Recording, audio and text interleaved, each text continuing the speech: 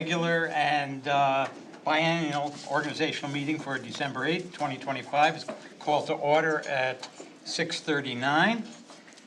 Please silence your cell phones. I remind members, staff, and guests to respect the business nature of our meeting. Comments may be made only when recognized, and applause is appropriate only in recognition of an individual or group honor or special presentation.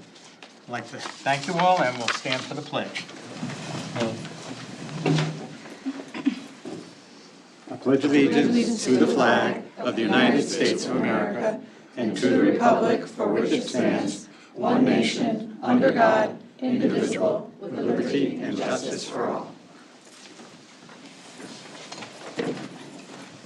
The next item on the agenda is the oath of office. We have our newly elected members, have a returning newly elected member and one on the telephone, and our very newly elected members. And we welcome you all.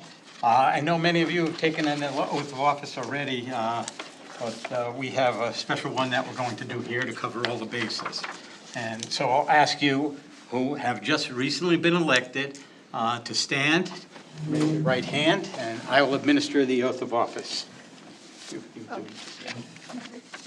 Donna, are you there?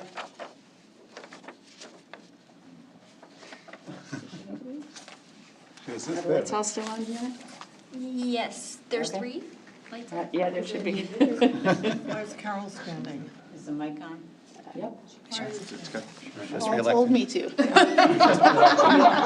She's re-elected. She was re-elected. She was just re-elected. No, re-elected. She's No, re-elected. not Carla, She was re-elected. re-elected. Okay. Do you solemnly swear or sincerely affirm, as the case may be, that you will faithfully discharge, according to law, your duties as a member of the Amity Regional School District Number 5 Board of Education to the best of your abilities, so help you God, or upon penalty of perjury? Please say the affirmative, hopefully. I do. Congratulations, thank you, and welcome. Thank you.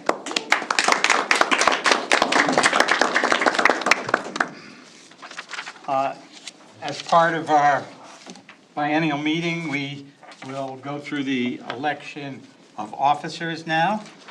And we'll begin with the election of the chair. In this election, I turn the chair over to Dr. Byers, who will conduct the election of the chair, and then that person would conduct the election of all the other officers. So Dr. Byers. Yes, so according to the bylaw of the board 9121, the board chairperson shall preside at all meetings of the board. He or she may call special meetings of the board when necessary. The chairperson, with the assistance of the superintendent, shall prepare an agenda of the items of business to come before the board at each regular and special meeting. It is the duty of the board chairperson to sign official papers when so authorized by the board. Except as otherwise provided in bylaw 9132, the board chairperson shall annually appoint standing committees and appoint chairs of the standing committees. Ad hoc committees may be established by the board chairperson with the approval of the Board of Education with a fixed objective and for a limited period of time. The board chair shall appoint the committee members and chair. The board shall take formal action to dissolve such committees once the task has been resolved or completed. The chair may serve as an ex officio member of any standing committee or ad hoc committee. As ex officio, the board chairperson can make and second motions and can vote on motions but cannot be counted to compromise a quorum. Moreover, the chairperson shall perform all other duties imposed by state statute and shall perform such other duties as may be prescribed by law or by action of the board. At this time, I would ask for nominations for the chairperson. Each nomination should also be accompanied by a second. Nominate Kathy Bradley. I'll second. I nominate Paul Davis for the board chair. Okay, so we had Dana And Mike for And Kathy Mike. Bradley. Oh, sorry, you wanted me to wait, okay. Dr. Karuna Karan and Dr. Oladele. Okay. Or Paul. Yes. Are there any other nominations for chair? At this time, I will ask Ms. Zaleski to call the vote for. Dr. Byers? Yes. The policy, and I'm not sure which one, specifically calls for a show of hands Yes, for that is the correct. election. Um, And then the chair or the secretary has to transfer So that. if you to- could please put your hands up and hold them up nice and high. But Mr. Davis, the problem is we have one board member attending by phone. Right, okay, so So when they attend by phone, it supersedes and we have to do. a all roll of them, call. all of them the same way? Yes. Donna, are you still there? Yes. Okay, good. All right, so you can call the roll on this one then. Okay. So this will be the nomination for Kathy Bradley. Will be the first vote, since it was the first motion made. I think the easiest is just to go through and just write who votes for whom. Got it, Yeah, okay, that's probably the easiest way to do that. perfect. Ms. Bradley? Kathy. Ms. Cloud Ingram? Kathy. Ms. Jacquet? Paul. Dr. Krunakran? Paul, Ms. Lombardi? Kathy. Mr. Reed? Mr. Davis. Mr. Davis? Myself. Mr. McDonough? Kathy. Dr. Oladile? Mr. Davis. Ms. Rebuse? Kathy. Ms. Schlank? Mr. Davis. Ms. Schuster? Ms. Schuster? I'm sorry, it's really hard to hear. Are we voting for Kathy or Paul right now? Yeah. Yes. Yes, which that's one? the question. Which one do you want? Paul. And Mr. Young? Kathy.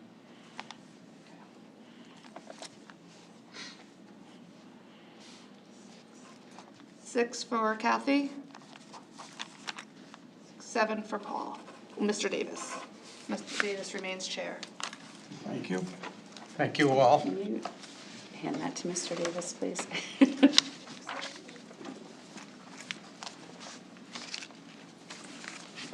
Next election will be for elections of vice chair.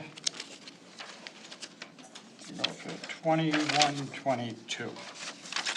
Vice chairperson will act in place of the chairperson when necessary and preside at meetings when the chairperson is temporarily absent. Vice chair cannot fill vacancies required to be filled by the chairperson and does not serve as an ex officio member of committees. Work with the chairperson and superintendent to become generally informed of board business. In the absence of the chairperson, act as a resource to the superintendent on decisions which may require further input between board meetings. In case of illness, resignation, or death of the chairperson, the vice chairperson, as deemed by the board, becomes chairperson for the unexpired term. In the event that the secretary is incapacitated or out of state, vice chairperson's signature shall be an alternate signature on all legal documents requiring the signature of the secretary.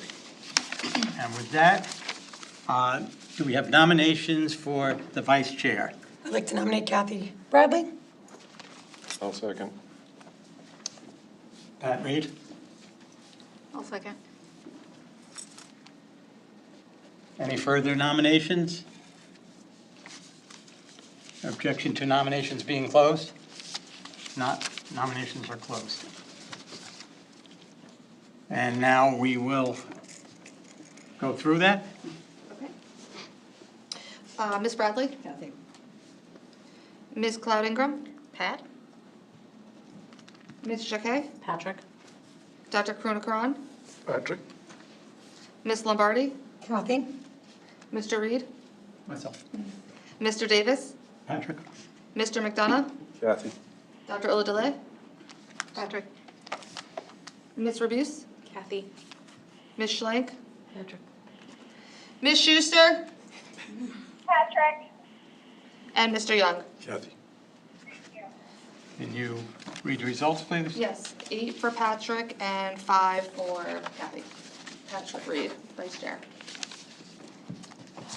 Election of secretary. Are we doing secretary now? Yes. Yes. Dana Lombardi. Yes, to read the response. Gotta read this. You gotta read it? Oh, well. Got you though, on record. The secretary of the board shall keep minutes, which is not something that's required at our regular meetings, cause minutes to be kept at all meetings of the board, and shall cause copies of such minutes to be forwarded to each member of the board. In accordance with the general statutes, the board secretary shall cause a copy of the minutes for all board meetings to be placed on file in the board office no later than 7 days after the date on which the board shall have met. Such meeting minutes shall be available for public inspection, except that such minutes will not be termed official minutes until approved by the Board of Education at a duly convened meeting of the board. Board secretary shall also make provisions that members of the board are notified of all regular and special meetings. Board secretary shall attend to the official correspondence of the board. And with that, are there nominations for the position of secretary? Kathy for Dana. Second. Lombardi.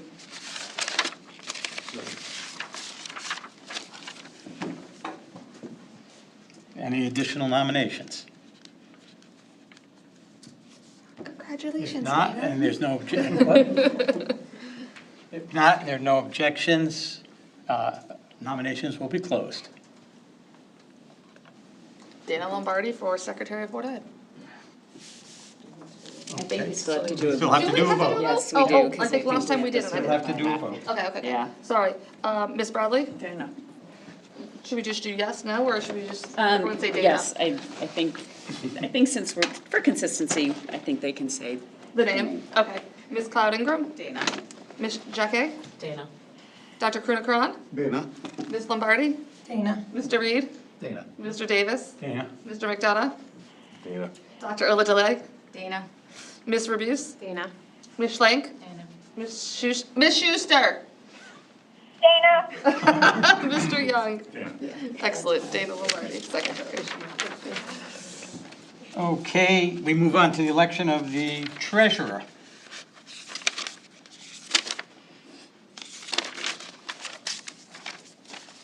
The treasurer elected by the Board of Education in accordance with General Assembly, Connecticut General Statutes 10-46 shall give bond to the board in the amount determined by the members of the board, the cost of which shall be borne by the school district. Pay out and authorize the payment of monies of the regional school district as may be directed by the board. Perform such other duties as may be authorized by the board. For each school year commencing July 1, the treasurer shall be bonded for the faithful performance of his or her duties and said bond to be written by the insurance company licensed to do business in the state of Connecticut and an amount to be determined by the board. The board shall indemnify and hold the treasurer harmless against any liabilities imposed as a result of his or her actions as treasurer, except for his or her own willful misconduct, and shall also indemnify and hold the treasurer harmless as provided by Section 10-235 of the Connecticut General Statutes. And with that, we open up nominations for the position of treasurer. Megan Rebuse. I'll second it. I'm sorry, I didn't hear who she Meg- said. Megan. Oh. Any additional nominations? Are there any additional nominations? If not, without objection, the nominations will be closed. No objections. Miss Bradley? Megan. Miss Cloud Ingram? Megan. Miss Jacque? Megan. Dr. Krunakran? Megan. Miss Lombardi? Megan. Mr. McDonough? Megan. Mr. Reed? Megan. Mr. Davis? Megan? Dr. Oladile? Megan. Miss Rebuse? Miss Schlenk? Megan. Miss Schuster? Megan, Mr. Young? Okay, congratulations. And lastly, the election of the deputy treasurer, 9727. Deputy treasurer elected by the Board of Education in accordance with Connecticut General Statute 10-46 shall give bond to the board in the amount determined by the members of the board, the cost of which shall be borne by the school district, payout and/or authorize the payment of monies of the regional school district as may be directed by the board and in the absence of the treasurer. Perform such other duties as may be authorized by the board or treasurer. For each school year commencing July 1, the deputy treasurer shall be bonded for the faithful performance of his or her duties, said bond to be written by an insurance company licensed to do business in the state of Connecticut and in the amount to be determined by the board. The board shall indemnify and hold the deputy treasurer harmless against any liabilities as a result of his or her actions as treasurer, except for his or her own willful conduct, and shall also indemnify and hold deputy treasurer harmless as provided by Section 10-235 of the Connecticut General Statutes. Deputy treasurer will execute the role of treasurer if the treasurer is out of state, if the treasurer is incapacitated, or otherwise unable to perform duties of the treasurer as directed by the treasurer. The deputy treasurer serves under the treasurer and will perform the duties, assigned duties of the treasurer under the direction of the treasurer. And with that, we open up nominations for the deputy treasurer, and I'd like to nominate Donna Schlenk. I'll second. Second. Are there any other nominations? Any other nominations? If not, and without objection, I'll move the nominations be closed. They are closed. Ms. Bradley? Donna. Ms. Cloud Ingram? Donna. Ms. Jacquet? Donna. Dr. Karuna Karan? Donna. Ms. Lombardi? Donna. Mr. McDonough? Donna. Mr. Reed? Donna. Mr. Davis? Donna. Dr. Oladile? Donna. Ms. Roos? Donna. Ms. Schlenk? Donna. Ms. Schuster? Donna. Donna? Oh, did you say Donna? Donna. Donna. Mr. Young? It's Donna. Okay. With that, nominations or election of officers are now closed. Thank everyone who is going to serve in those positions. And if there's any questions or concerns, please let me know. We move on to number 5, approval of minutes. Board of Education regular meeting, November 24th, 2025. I have a motion to approve the minutes. I'll make motions. Okay, Carol made it. Souter, yes, a second. Any additional, any comments, questions, concerns, changes? If not, can we call the roll, please? Ms. Bradley? Yes. Ms. Cloud Ingram? Are you gonna? Oh, I'm sorry. Yes, yes to the minutes? Yes. To approve the minutes? That's okay. Ms. Jacquet? Yes. Dr. Karuna Karan? Yes. Ms. Lombardi? Yes. Mr. Reed? Yes. Mr. Davis? Yes. Mr. McDonough? Yes. Dr. Oladile? Yes. Ms. Rebus? Yes. Ms. Schlenk? Abstain. Ms. Schuster? Ms. Schuster? Abstain. And Mr. Young? Okay, the motion carries, the minutes are approved. Next, we move on to public comment. At this time, the board would like to invite members of the public up to the lectern for public comment. Please state your full name and address. If you are a student or under the age of 18, please state only your first name. Each speaker will be allowed up to 3 minutes for public comment with a maximum 20 minutes per meeting allocated for any one item. Speakers are reminded that presentations are to be made in a respectful manner. Personal issues related to students or staff are not permitted in derogatory language which maligns the character of staff members, board members, and other members of the public is unacceptable and not in keeping with board policy and core values. Please note that as a matter of board policy, the board does not respond to public comments or questions immediately, but may discuss the subject and respond, if appropriate, at a future time. And with that, Michelle Tenney. good evening. How are you? I'm here tonight to request that the board amend the recently passed policy that blocks taxpayers from filing concerns about books in our schools' libraries. I want to start with something very simple. Taxpayers fund this school. We fund the school system, we fund the salaries, we fund the buildings, we fund the programs, including the library collections.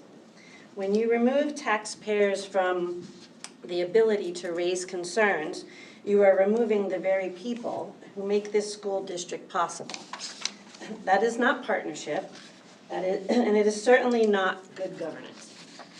The justification for this policy that it aligns with a mandate But let's be clear, mandates are not laws. Mandates do not carry the same weight as statutes passed by the Connecticut General Assembly, and they absolutely should not be used as a tool to silence an entire group of stakeholders.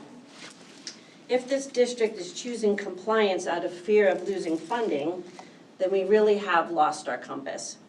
Funding is not more important than community trust, transparency, or constitutional principles. We are talking about school library books, materials accessible to minors. Some contain graphic, sexual, explicit descriptions that many families find inappropriate. Taxpayers have every right to question whether such content belongs in a public school. Parents, students, and taxpayers share a common interest, which is ensuring our schools remain a safe, educational, age-appropriate environment. When you silence one group, you diminish the integrity of the entire process. So tonight I am respectfully asking that this board go and revisit and amend this policy. Bring taxpayers back into the conversation, restore the public's right to raise concerns about how its money is being used. Accountability should not depend on whether someone happens to have a current student in the district. And while we're speaking about library transparency, I would also like to request clarification on a simple question. Are Bibles available in these libraries? If not, why? If we're allowing books with explicit sexual content, but excluding one of the most historically influential and widely read texts in the world, that is a conversation worth having. This isn't about pushing religion, it's about consistency. If we're truly committed to broad representation and diverse perspectives, then this question deserves a straightforward answer. At the end of the day, policies should strengthen trust, not weaken it. They should welcome community input, not shut it out. And they should reflect the values of the people who live here, pay here, and care about what happens in these schools. Please consider this policy. Taxpayers deserve a voice, and our students deserve a school system that puts openness and accountability above convenience or compliance theater. Okay, thank you. Just clarification, which we are allowed to give. The policy committee in making changes were acting on state statutes that had recently been passed by the state legislature. And secondly, if you have some suggestions that you'd like, you can get them to me and I'll make sure the policy committee gets it. Perfect, thank you. You're welcome. Any other public comment? All right. We move on to discussion and possible action on setting the 2026-2027 calendar, school calendar. This is on page 6 of your packet. This was presented at our last meeting, and Dr. Byers, do we know if anybody came up with any comments? I did not receive any. I have not received any comments. I do not believe anybody from the Bows have received any comments either. Bethany Board of Education has already approved the calendar as it was presented to them. In November, we discussed the alignment of our days with the 3 elementary districts, and the same calendars that we all looked at in November are also going forward to Orange and Woodbridge this month. So no changes between any of us. Any board members have any comments to make about the calendar? I have a question. Yeah. And maybe someone else has asked this in years prior, but why do we start on a Monday after such a long, summer break? Because they come back and they have a full week. I know. I mean, we have in the past started on different days, but this has been the pattern we've had, I guess, for the last 6 years, and we start with those 2 half-days. That was at the request of the elementary districts. They preferred that, and so we've always aligned ourselves to what they have asked for. Any other comments? I know the Orange Board of Ed felt that the calendar was the most aligned they've ever had, so just bringing that up. No, the superintendent's made a very serious, strong effort to I bring think them there's into only alignment with each 2 other. days maybe that are different. Yeah. It's pretty close. Okay, any additional comments? If not, can we have a motion to approve the calendar? Oh, did you have I was just gonna say, as representing families that have kids in both systems, it's greatly appreciated when it is more aligned than not. Right. And your voices were heard. Motion, Donna makes a motion to approve the calendar. Pat, second. Can you call the roll, please? Ms. Bradley? Yes. Ms. Cloud Ingram? Yes. Ms. Checkey? Yes. Dr. Kruna-Karan? Yes. Ms. Lombardi? Yes. Mr. Reed? Yes. Mr. Davis? Yes. Mr. McDonough? Yes. Dr. Olajale? Yes. Mr. Buse? Yes. Ms. Schlank? Yes. Ms. Schuster? Yes. Mr. Young? Yes. Okay, motion carries. School calendar for the 26-27 school year is set. Okay, we move on to correspondence. So, We received one letter regarding our media center and the content at the media center. right, okay, yes, I remember, right. Any additional? Nothing else? Anybody received correspondence that they'd like to share with the board? If not, thank you very much. We move on to the chair's report, and just a couple of things. First of all, I sent out committee assignments.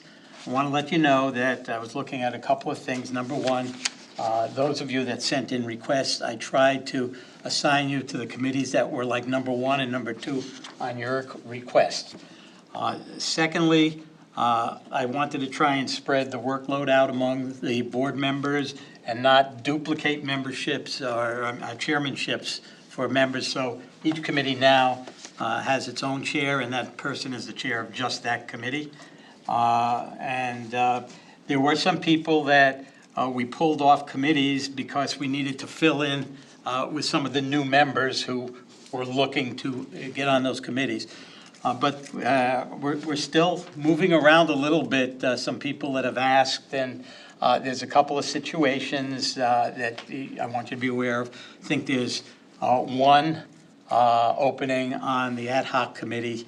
We're looking for 5 members of each committee with a quorum on each one of those committees of 3 members, so that 2 people can not be there and we can still have the meeting. This, of course, does not include the Finance Committee, which is made up of 1 person from each of the 3 communities, Bethany, Orange, and Woodbridge, and 1 member of the Board of Finance from each one of those 3 communities. That's the only committees that have outside school district members appointed by another elected body. Also, the Building Committee. The building committees are established as needed for special projects, and we'll discuss that a little bit later on because those committees can change. So that was my thinking on those committees, and if you'd like to talk to me about that, be happy to do that with you. Just get a hold of me. I do want to. If I can just put one plug, we haven't had a board rep on our district technology committee for 4 or 5 years. And so if anybody would like to participate in that, we do meet during the school day because we have a lot of school members, but it's only 4 times a year. And it's for about an hour. So it's not a prolonged commitment, but it's just been a vacancy for a while, so. And we What day do you meet? Wednesdays usually? Yes, yeah, it's almost Yeah. the same as health and wellness. I can volunteer. Okay, very good. Thank you so much. Send me information. I lost my train of thought there for a second. Mr. Davis? I just want to mention the situation for Bethany. And Autumn, you should be aware of this. I think you saw your name there as the Finance Committee. Because Bethany only has 2 reps, we would decided that in the past to split the 2 years in half, and that the newly elected individual each time would be the person who takes the finance position. And that's why you're there with that, okay? All good? Thank you. All right, and Donna, you now are relieved of that. It's a good committee, very good people on that committee. All right, any questions? Yes, Jenna? Can I ask that for transparency, that be put, our committee assignments be put into the minutes once it's official, or once it's finalized? Yes, it actually will, we can put it in the minutes, and, but it is also on, going to be on the website. Okay. And you'll get a handout cheat sheet with all kinds of information on it, and once we get it all updated. Okay. Any questions from the administration about my assignments there? Oh, okay, thank you. We go on to some of our other committees, ACES. Do we have anything on ACES? And we'll keep some of our same liaisons. So nothing much to report from ACES. We are still in the process, I mentioned last month, of finding a firm to help us with the search for the new executive director. So that's mostly what we've been focused on. Okay. Questions on ACES? Area Cooperative Educational Services, and that's our local group. And please, if any of you ever have questions, I'm happy to bring them back to that board. The ad hoc school start time. Donna, can you hear me? I can. Can you hear me okay? Yep. Okay. So, the next step is that we will convene another meeting. In the weekly update, Jen shared that during the BOA superintendent's meeting that she did get some feedback. So I will reach out to current committee members and to Jen for next availability. I hope we can schedule something. This week might be tight, but maybe next week or the week after. And I will reach out to Jen. We do need and are hoping that we can get a member from Bethany to join us. Since our previous Bethany board member is no longer on the committee. So you can reach out to me. I believe we have our new members' email addresses, and I will reach out individually and see if you have some time and interest. And just an update from the BOA superintendents, it kind of went to the back burner as they went through election and are onboarding new boards. So we had originally set a January kind of feedback date from them. That may get pushed to February because they're really just meeting with their boards the first time through. So we just may have to wait a little bit longer to hear back. And have most of the meetings been by Zoom? So, I'm sorry, Paul. So, Jen, we would like to meet. We'd like, the committee members came to me, would like to have a debrief and set next steps. So, I can email you this week. Thank you. Okay. Most of the meetings have been by Zoom, right? Yes. Yes. Okay, for those people on the committee who may be new, the ad hoc committee meets by Zoom, so we'll let you know that. All right, we move on to CABE. Michael? Not a whole lot to report. I want to talk to you later about actually starting to show up in Hartford, since I've been doing a lot of work up there, because there's not a whole lot you can glean off of the website and some of these 40-minute lunchtime meetings. Sure. But I guess I need something from the school. You just can't show up. I can help you with that. I tried. Did you learn the hard way? Yeah, I did walk in. I had a reason to be in the building, but they thought I was a little crazy. Oh, jeez. No, we thank you for your efforts and your contribution there, Michael. Thank you. Communications, We have our next meeting tomorrow. tomorrow, Yeah. okay? Is that going to be an in-person or Zoom also? That will be Zoom. Zoom, okay. Communications Committee. Curriculum. Well, we have, So we're meeting January 12th, is our next okay, meeting. all right. When do we meet? January 12th. I emailed you and Ms. Schuster yesterday. Probably just didn't get it. About me. Maybe a good idea for you Yeah, to we- sit down with Shannon. Yeah, we just talked about it. Okay, great. Looking forward to it. District Health and Safety. Donna, anything? No, our next meeting is scheduled for Wednesday, December 11th. Okay, And Paul, thank, I'm sure you saw it, but the guidance for cold and flu season did go out to the community and also to board members. I remember that was something that you asked about. okay. We move on to District Technology. This is on page 7, it's a monthly report. Anything special on technology? No? No. All right. Facilities. Monthly report, page 8. Patrick? Well, I usually end with this, but I will start with our fuel cell test on November 22nd. Was a failure. One of the only things around Amity that fails. Everything else we do really well, but that fuel cell is not working out so well. We have actually had a lot going on with facilities. There was the lighting board at the Bradley Center failed. We're looking to replace that. And we'll get to that with finance. There's a fuel pump or a fire pump at AMSB that needs to be replaced, and we're going to, under finance, we're also going to look at the contract for that. And we met for the media center projects at the middle schools, and we recently selected Silver Petroselli and Associates to be the architect for those projects. You'll remember they are also the architects working on the current media center project here at the high school.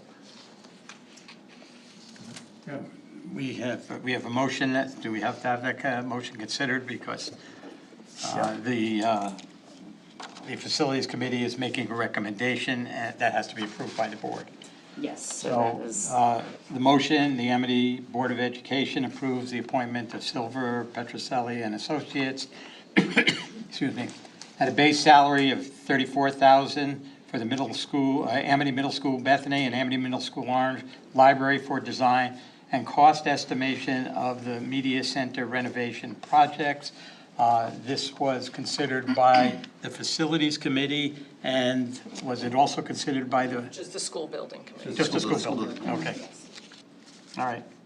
and again, just as a point of clarification, this is to conduct the feasibility study that the board approved like 6 months ago.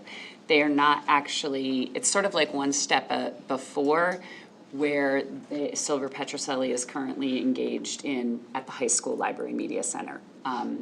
So this is really just for the feasibility. They're not actually the architect putting together the whole plans. That's what they're doing at the high school. Kathy? So the driver, you mentioned library. I know, Jen, we had some early conversations about the space and the windows and the courtyard. And so the driver here, the number one driver is additional classrooms. Is that right? Our number one driver is full reimbursement from the state of Connecticut for any construction costs. That's our number one driver. But I mean, I think you're saying our driver for why we want to go with the project Yes. is to update the media, Number one driver update that the we're media giving centers. to the architect, so we're specific about the bid.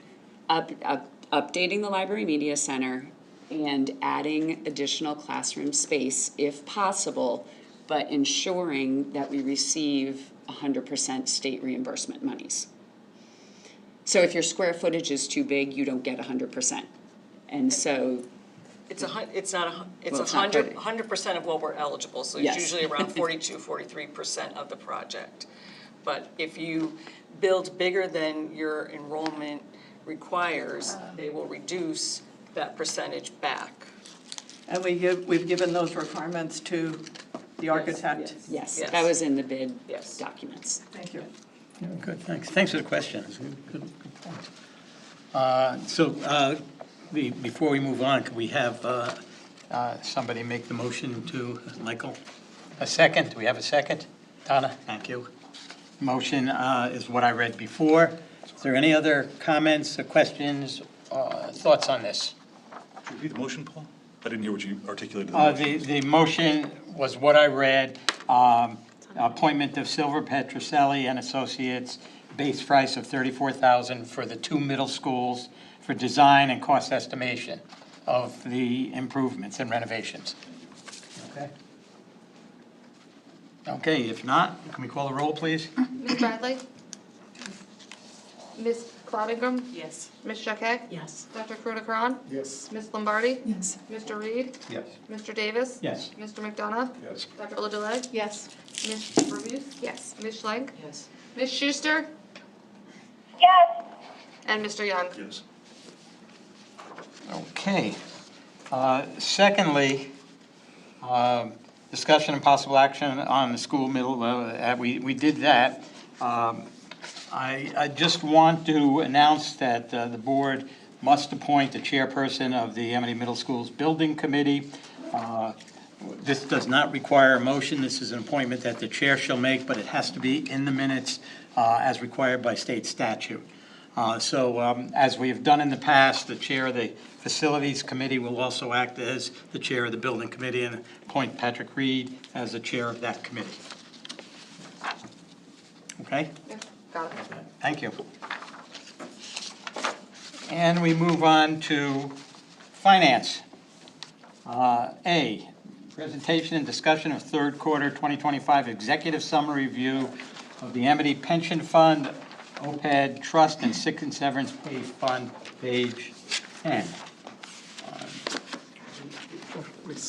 We had Mr. Chris Kachmar from Fiducian at the AFC meeting to give us an overview of the third quarter for 2025, and our plans, the OPEB plan and the pension plan, are well-funded. They did the comparison year over year. The OPEB plan is at 85.5%, and the pension plan is at 81.7%. The pension plan is slightly above state average, which is around 74%, and the OPEB, there's very few towns, less than 50%, who have established a fund, so we're well ahead of the curve on the OPEB plan. Returns were favorable for the quarter and for the year, and we are meeting our target allocations. We are within range of meeting all our target allocations, all three plans. We have some new people here. Could you just mention OPEB? What did it mean? Sure. So I'll do pension is for non-certified staff of the district, but it was closed in 2016 to new hires, and we developed a 401A plan, a defined contribution plan for non-certified staff hired after July 1 of 2016. OPEB is other post-employment benefits, and so that's people who would like to stay on our health insurance in retirement. Currently, it's at 100% cost of their own, but it does change the overall cost of health insurance. So there's actuarial formulas that for all the active employees, what we should be contributing should they decide to stay on retirement, and those people who are on the plans, and it's evaluated by the benefits that they, the claims that actually come in through our self-insurance. And the last one is sick and severance, which is also a closed fund. I believe it was closed back in 2006, and there's probably less than 25, 30 people in that plan who are entitled to benefits under the sick and severance plan. Thank you. Appreciate that. And now we move on to next discussions and possible action on contracts over 35,000, page 27. And I noticed we have the lighting system here, but that's been removed, as I understand it. Can you mention that it's under 35,000, right? The lighting? No. No. This is a different one. Not the lighting. This is a different No, one. not the lighting, I'm sorry. That's 45,000.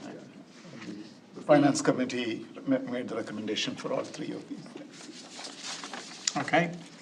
So the first one is for the lighting controls and the lighting dimmer rack in the Brady Center. As we announced last month, that the system had failed on November 4th and was not operational. We were able to get a technician in to give us a loaner device. It is very outdated, over 30 years old. So we utilized the state contract portal and found a contractor, Mercury Electric, that can do the project, quoted it at $45,861. And they do believe they could do this project in January. The board had put aside $19,900 last month in the off chance that we found a project that would be under $20,000 and we could move forward without waiting.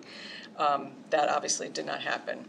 But in the time that elapsed and we got the actual price, we looked at funds available, and in the capital non-reoccurring account, you may remember, for those who have been here a while, that there was a lighting project we had where we received reimbursement when we upgraded our lights. And over the years, we've spent it down. We've addressed parking lot lights and fixtures. It was about $100,000.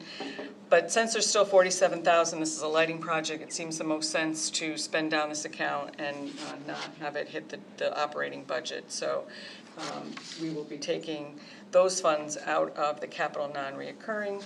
If the board approves this contract, the money that was transferred last month, the $19,000, as it would be, we have another piece of equipment that failed, or is out of date. The fire panel here at the high school cannot take software updates because it's out of date. So one, when we had the fire suppression system, we had to do a workaround in order to manage getting that online.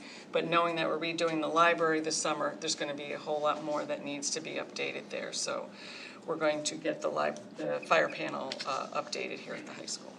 Okay. So we're looking at a motion to award the contract to Mercury Electric LLC, state bid portal contract for the lighting module control and dimmer rack for the Brady Center for $45,861. Okay, do we have a motion there? And then we'll have to question, we'll get the motion, then answer the questions. Patrick, motion, Michael, second. All right, now questions. Is the fire panel and the fire suppression system, with the workaround we have now, is it adequate? Is it working? Yes, it is working. We had to have it inspected by the fire And marshal. how long do we have till we implement something new? I mean, is it temporary? I mean, I know it's not our number one choice. Well, we would like to have it when we have the Library Media Center renovated, which is this summer. So essentially, So this summer. We'll keep what we currently have at least through this school year. It's a little difficult to take them offline, especially when kids are in school. And then once the summer hits, we would do the update. Okay, so the end date is this summer. Yes, but what we have is working and approved by the fire marshal. It's just not the best system. Any other questions, comments? If not, we call the roll, please. Ms. Bradley? Yes. Ms. Cloud Ingram? Yes. Ms. Jacquet? Yes. Dr. Kronikron? Yes. Ms. Lombardi? Yes. Mr. Reed? Yes. Mr. Davis? Yes. Mr. McDonough? Yes. Dr. Oladelay? Yes. Ms. Rabuse? Yes. Ms. Schlank? Yes. Ms. Schuster? Yes. Mr. Young? Yes. Okay, motion carries. Next, we move on to Amity Middle School Bethany Fire Pump. If you may remember, for the board members who've been here, that we contracted with Van Zelms, who has been an engineer who's done a lot of work with the district over the decades, to look at the fire pump that is housed in an underground vault in Bethany. And Bethany is served by well water. This pump is being corroded due to the conditions of being underground and it being wet. We had Van Zelms design the scope of it and prepare the bid for us. We did look at different options at one point, at whether it was possible to bring this above ground, and that would have been quite more extensive and costly of a project. So they are looking at ways to improve the amount of moisture that is there when we replace this. 4 vendors walked through the site and looked at the project. And 2 vendors submitted proposals, Southport Contracting and Encore Fire Protection. Southport Contractors bid $99,900 for the project and Encore 148,250. We use the following criteria to evaluate the proposals. So one is understanding of the bid process, the amount of questions that we received during, from the contractor. Southport seemed to have a lot of questions that were easily accessible within the bid document. When Encore came through on the walkthrough, they actually had researched who would be the manufacturer of the pump and brought a representative from the company there to look at the pump, make sure they fully understood the scope and how the replacement would go. We checked references and we looked at the size of the workforce. Southport contractor had a much smaller workforce, maybe 10 to 20 people, where Encore had over 200 employees. And that did seem to come into a factor with references. Encore also listed a lot of work in the fire protection area, where Southport had more boiler work referenced in their list of references. Van Zelms also reviewed the contracts and felt that the response from Encore really was much more appropriate, and they had provided drawings of the works they would do, and there really wasn't any other backup to the bid that Southport had provided. So we were comfortable making the recommendation of Encore Fire Protection. The board had set aside $250,000 at the end of last year from the 2% allocation of funds. So this is still under budget, even at $148,250. And our budget was just really a guess at that point. All right, before we go any further, Souter, well, Yeah, the AFC had a detailed discussion and then recommended. Okay. We go with the 150,000. so I'll ask for a motion first, award the contract to Encore Fire Protection for the replacement of the fire pump in the Amity Middle School Bethany well vault for $148,250. Have somebody make that motion, please. Michael, make the motion. Donna, second. All right. Questions and comments? I have a comment. Yes. I really appreciate you sharing the criteria that you use to determine which contractor to go with. That was very helpful. No one else? Was the measurable difference for the additional almost 50,000, was it the detail and the quality, or were there measurable differences in what they were going to do? Well, we really can't tell what Southport was going to do because there was not enough information. I mean, the assumption was they would have met the bid specs, but Encore really provided the detail with drawings and pictures. And it is notable that $99,900 is just under the state threshold of $100,000 of the prevailing wage. So I don't know if that's the target they were looking at, and if there'd be change orders after. It just draws your attention to that. Right. Thank you. Anything else that the AFC spoke about? Yeah, well, most of the discussion was around why the difference, why were we going with the increased budget, and we seemed convinced after the discussion. Does the committee agree in full? Yes. We also talked about if part of the issue is where it's located, and if they evaluated changing the location, but it sounds like it's gonna be housed better. Right, okay. All right. Mr. Young had a question. Just a quick question. In that it's in such a challenging area where it's going to cause more difficulty to the materials based underground and moisture, was there any warranty that comes with their work, either workmanship or product? I know product is manufacturer, but if they would stand behind their work for a period of time, that would be a further kind of corroboration of quality. I don't remember specific workmanship warranty, but I believe there was a mention of that. It's a fire pump. I mean, it's a typical mechanical project, but it's just the uniqueness is just the location that it is. So, we are making efforts to better waterproof the vault. Like I said, we've made improvements outside the vault to keep moisture and water from coming in. Part of the project is also putting in bigger sump pumps, bigger discharge lines, so water can get in and help evacuate it better. So, we are taking steps to try and mitigate any more moisture that's in there. And then we'll look at the warranty work from Encore.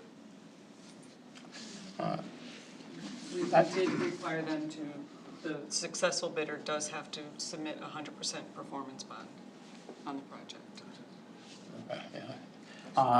Don't want to stop the project, but if we can get more clarification, April? I know that you had mentioned bringing it above ground would be more, but did we get any estimates on that?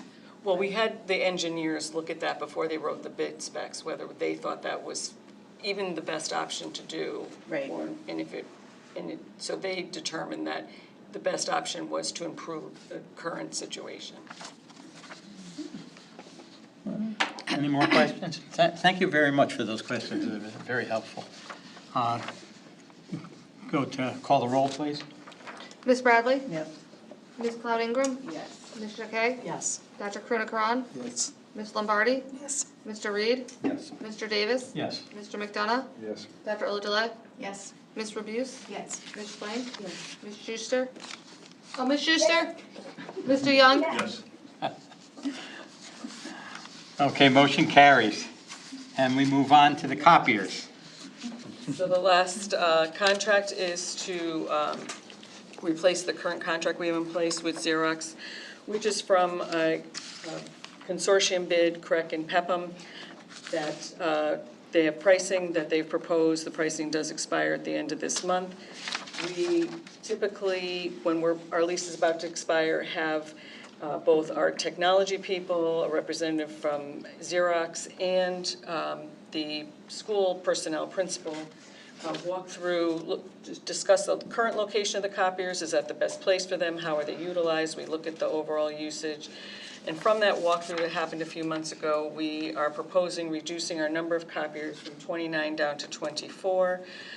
We're also looking at reducing our number of copies per month on the pool plan, which will be part of the savings. We are looking to move our fax lines from dedicated phone lines to a method that will come through the email, but you're still using the same phone number, partnered with Xerox as part of this proposal. Overall, the new lease would be about $24,000 less per year, plus another $4,500 on the phone line. So those savings, if the board approves this, we start to save in January because the copiers would be installed over the holiday break, and then there would be a further reduction in next year's budget. Okay. So, Board of Finance? Yes. Approved? Okay. Motion to authorize the Director of Finance to sign the Xerox contract for copiers, faxing capabilities, and the laser printer management program for the monthly charge of $12,324 for the period of December 31, 2025 through December 31, 2030. This is a 5-year contract? Okay. Can we have that motion, please? Jen? Thank you. Second, Megan. Thank you. Any further comments on this? Are we using less paper than now?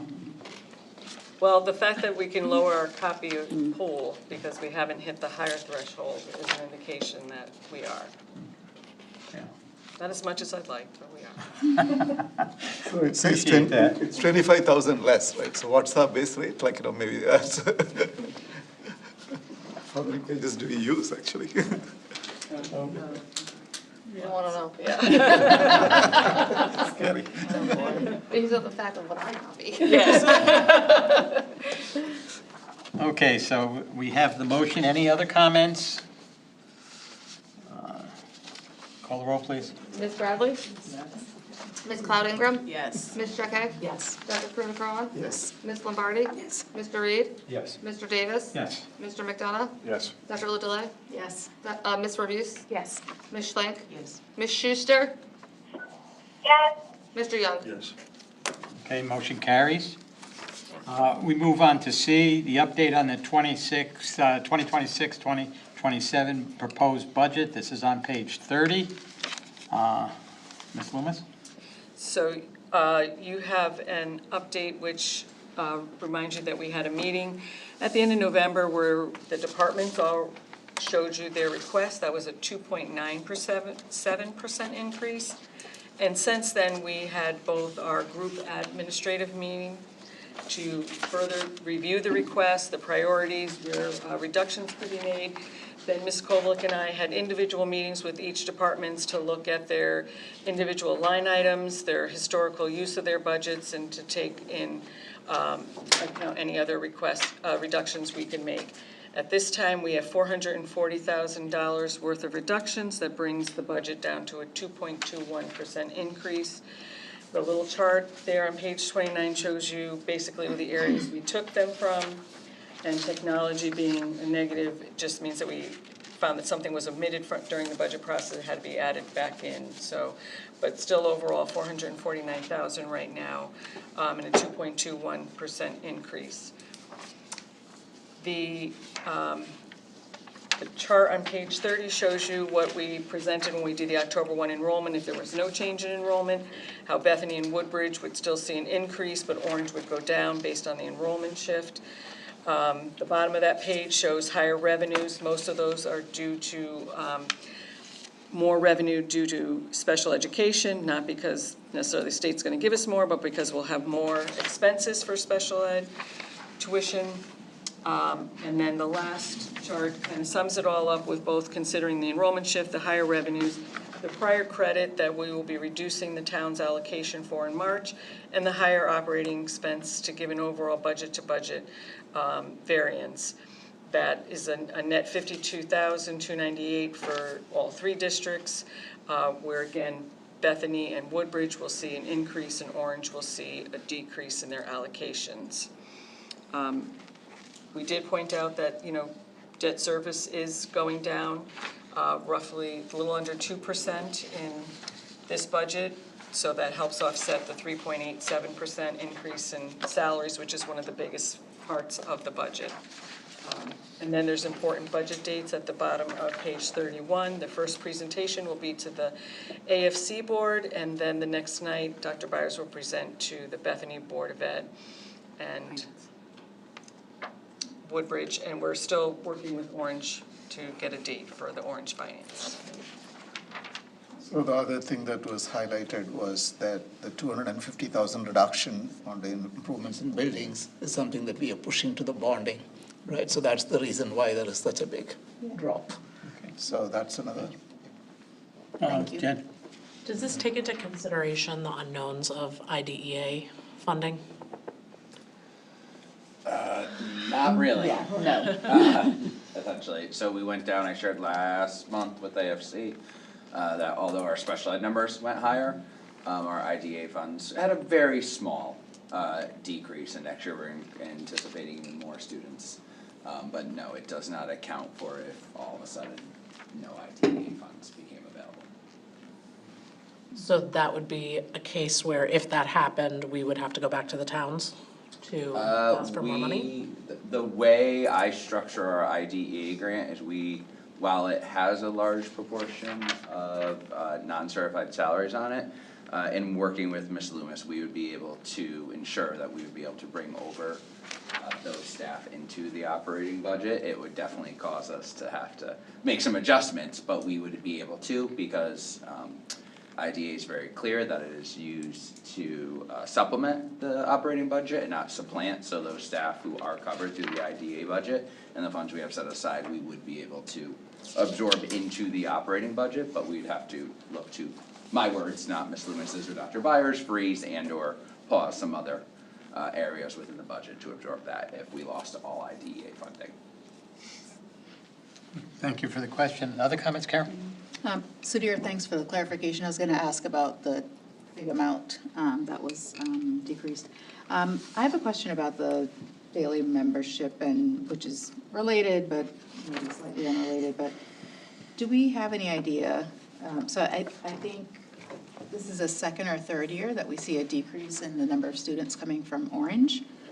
Do we have any idea if this decrease sort of matches like what's happening in the town? So like demographically, are there fewer students? I mean, I guess my core question is, are fewer families with school-age kids moving into Orange? Are they leaving the town, or are they choosing to go elsewhere? So I'd love for us to think about, like Woodbridge, I know, I can see it. I live in Woodbridge, like people are moving in, kids. I walk and I see new families with school-age kids. But what's happening in Orange? And does it match what's happening demographically? Can we look at like this, like census estimates for like Orange to see, does this match? Well, if you look at the October 1 enrollment. Yeah, you can look at the October 1 enrollment for any prior year, and you can see how the whether bubbles or smaller classes of kids, how they shift each year. So you could go back and you could see that over the course of every budget book we've had prepared. So we looked at it last time, and I thought it was increasing for Orange after the next couple of years, I think. So we show you pre-K through 6th grade on our October 1 enrollment, and you'll see, you know, we saw the bubble coming through Woodbridge, that they were gonna have this bump if, you know, all their children came up through their elementaries to us. And you can see this decrease in Orange in the elementary level before they get to us, so it's. However, I think it's also exacerbated if you compare ADM reports over the last couple of years. There's a good 30 to 40 kids that depart from Orange between the middle school and the high school. And I think that's something that we should probably look into more, or at least ask families who are opting out why. So, once they leave us, we don't have contact with them, but we've looked at the sort of changes, at least comparatively, Mrs. LaPlante has across other Derby districts, and that middle to high school transition is comparable. We also have students who choose to return to Amity or pay tuition to come here that we don't necessarily account for because they don't live in our 3 towns, they just show up as another number on our charts. But we're fairly close to what we see in other Derby schools. We don't see it out of AMSB, so it's a point of. That's what I was gonna ask, do we see it No. the same? Not to anywhere near the same degree. Yeah, we don't have that by town, no. But Related if you see it. that's true. But we can look into it. I think it would be good. I mean, this is something I've been thinking about for like the last year. We've brought it up before too. We've brought it up before. There's definitely a disconnect between the Orange Middle School and kids coming to the high school.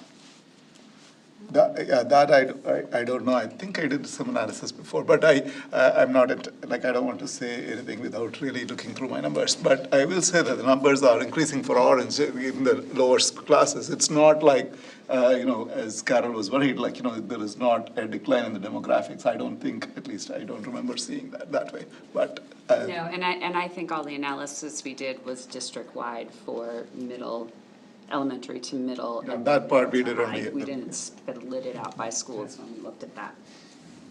There's no way to see like how many kids in Orange are going to the tech schools, or even like if you go to like a Notre Dame, do we see that they're leaving from here and we're sending transcripts over? So because the tech schools, because we have those numbers, those are included as part of your finance report, right? How many kids go to ECA, how many go to Platt.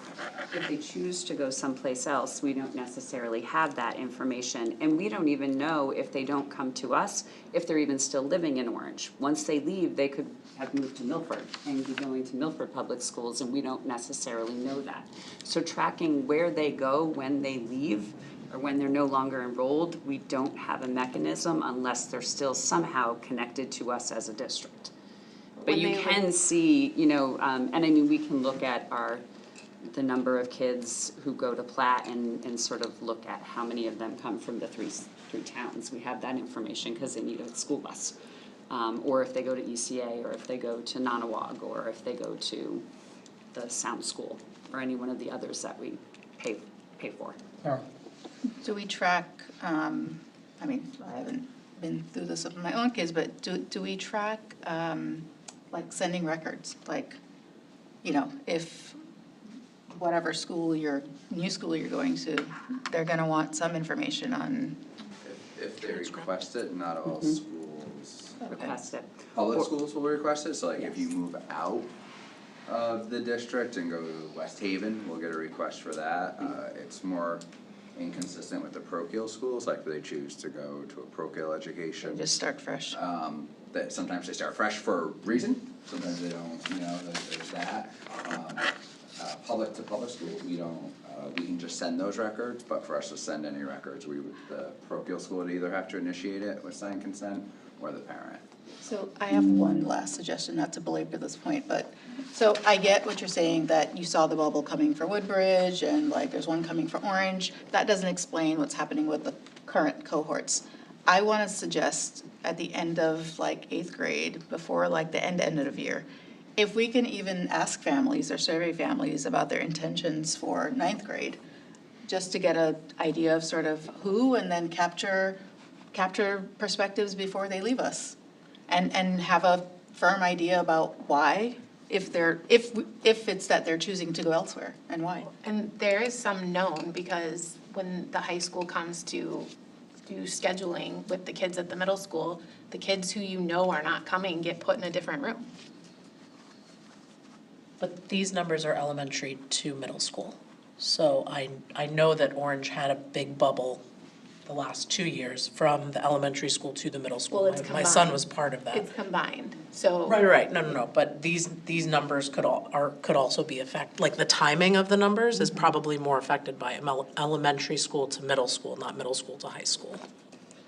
I would suggest that last month's report actually has the numbers of how the things are transitioning. So if you see the October 1 report is there, and last month it's there in our systems. So if you guys want to take a look at it later, I think you'll have a better sense of what the data tells you. Yeah. Okay, I think we discussed this. I think in general, the concern is looking for an explanation of why Orange specifically has more kids leaving the school district than it appears from Bethany and Woodbridge. Is that the main concern? That's what we want to see, if we can figure out or determine a reason or even how to figure it out. I appreciate looking into that. Thank you on that. One more comment. I noticed you mentioned the lowering of payments for our previous bonding. And I think I recall, and this is for many of the members who weren't here in previous years, that when we looked at the contract, that was specifically considered in making sure that we weren't spending too much on the contract and not having a source of income that we were aware of in the future that would protect the citizens from too large an increase in taxes. So that was something that was considered like 3 or 4 years ago when we looked at the monies that would be available to cover the increases in contracts for. Yeah, what? You're right, yeah. I'm sorry. I don't think it was. I think it was for somebody else. Right. Okay, all right. What contract are you? The teacher's contract, when we passed it, there was a significant increase, and the consideration that we were asked at the time, where's the money coming from? And so we examined that. That was part of why we were able to provide our teachers with comparable increases as to other schools in our DIRG. And we're still kind of in the middle, even though we gave them what we thought was a pretty good increase. And districts were still losing some teachers to other districts that are paying more money. That's a real challenge for us. Okay, let's move on here. And we're going monthly financial statements and special education update with that. So you'll see on page 22 overall, the funds available that we expect to have at the end of the year went down by about $210,000. That's mainly changes due to some budget transfers you'll see at the end of the packet to cover for outside agencies to come in and cover for long-term absences, both in certified and classified, and the vacant special education position. Mr. Brand only asked for part of the year, hoping we'd find someone. We still haven't found someone, so we're need more funds there. And then the typical monthly changes in special ed where you see tuition and transportation based on student needs, and professional services is where you'll see the request for subs. some equipment replacement is the items that we discussed that you'll see later on. We had the fire panel. We also had a circulator pump go, so there's different equipment needs for things that have failed in facilities. Insurance claims are still running at 102.6, so still hovering at that spot, but thankfully at least not climbing higher than it was. And we're still seeing some credits come in from the virtual net metering, though given the less amount of sunshine, those credits are starting to go down. Just, due to that fact, we expect them to go back up come springtime. Okay, any questions? That's documentation that's in there you can take a look at. By the way, I might mention, if you're looking at some of these after a meeting and have a question, please send an email to Ms. Loomis or myself. We'll get it to who it has to go to, or make sure we get the questions answered. And we move over to Director of Finance and Administration, approved transfers under $3,000. They're listed there in the packet, page, listed as page 65. And then F, discussion and possible action on budget transfers over $3,000, page 67. Can we get to those? Okay, so the first two requests are for Mr. Brandt. So as I mentioned earlier, that special ed teacher position that we haven't been able to fill, and then a leave of absence that we are contracting with outside agencies to cover, and then transportation. One is just some overall budgeting that we had thought would cover the expenses, and some of the transportation costs are coming in higher than anticipated. And then the additional transportation costs associated with people who have unstable housing at the moment, and we are complying with the McKinney-Vento Act to make sure that we continue to provide transportation from them, even if they are not still housed within the BOA district. There is a typo on the bottom of page 66, and the from and to amount should be $35,250, not $32,250. Okay. And in consideration of that, when the Amity Finance Committee considered that, they were aware of that, right? Yes. Okay, We great. approve, recommend it. All right, so we have first motion to consider to move to approve the transfer for special education services to cover certified positions that are not filled due to vacancy and leaves of absences, and they are listed there with the certified salary, professional technical services, tuition, and professional technical services, and the amount of transfers are required. That's on page 66, I think it's listed. Bottom of 66, numbered 66, right? So can we have that motion? Jen and Donna Schlank is second. All right. And once again, the AFC recommended approval. Thank you. Any comments, questions, concerns? Not, can we call a roll, please? Ms. Bradley? Yes. Ms. Cloud Ingram? Yes. Ms. Jacquet? Yes. Dr. Kunikron? Yes. Ms. Lombardi? Yes. Mr. Reed? Yes. Mr. Davis? Yes. Mr. McDonough? Yes. Dr. Oladelay? Yes. Ms. Buse? Yes. Ms. Schlank? Yes. Ms. Schuster? Yes. Mr. Young? Yes.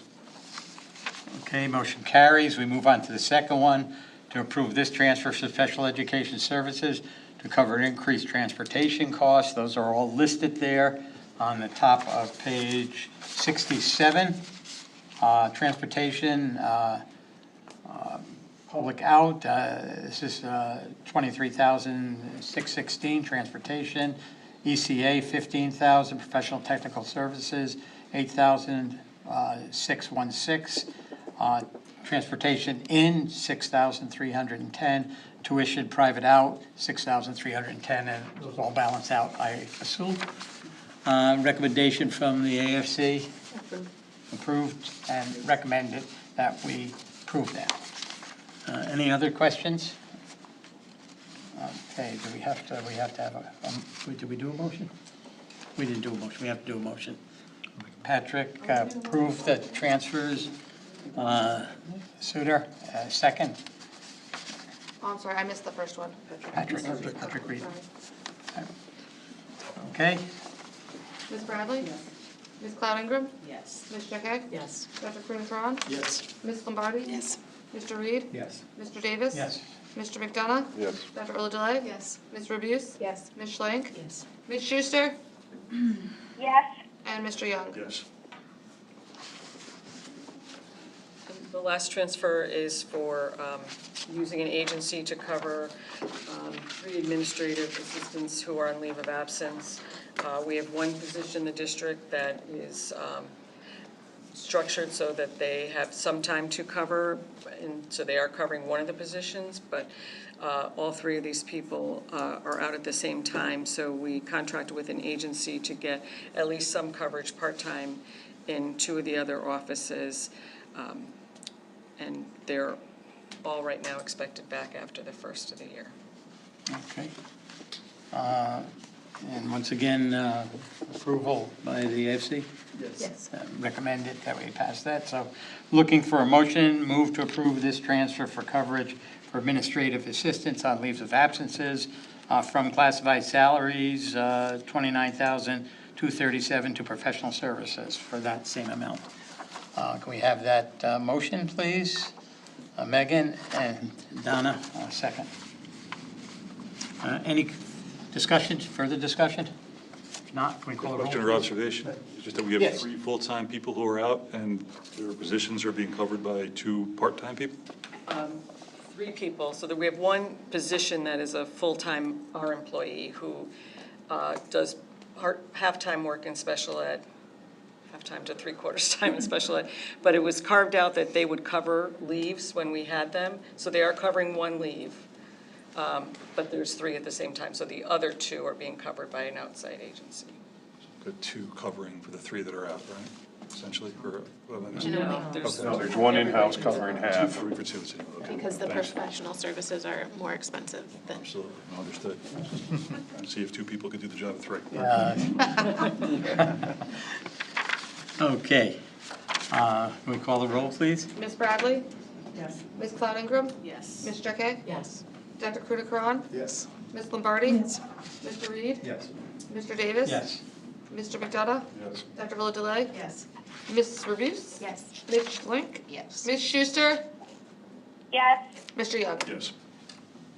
Okay, and lastly, we'll talk a little bit about CAF negative balance update. So as of this week, it was, the negative balance total is $7,011, which is coming from 173 student accounts. We send out notices when their balance is under $10 by email and by text messages, and then we start making phone calls when their balance is over $50. This public has made many phone calls in the past several weeks, heard many promises of payment, yet to come. Okay, that's unfortunate.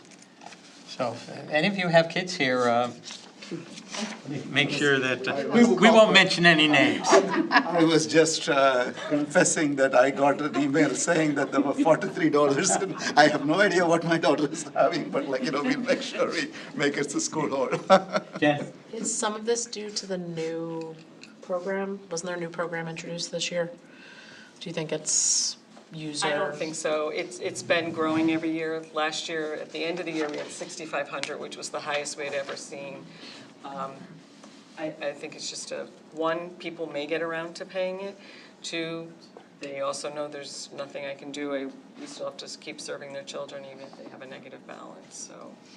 And it's not unique to Amity. This is seen across school districts across the state, pretty much universally. There was an article in the local newspaper about that, other school districts that are having the same type of problem. And there's no consequences. Was there, I'm trying to remember, was there a recent change in state law or federal policy or state policy that this didn't happen? We used to have a little more teeth in holding things back from kids so that they couldn't participate in graduation or they wouldn't get report cards. And that has been a policy change. So we don't have the carrot, so to speak, that we can use to motivate families. Because of law. Yes.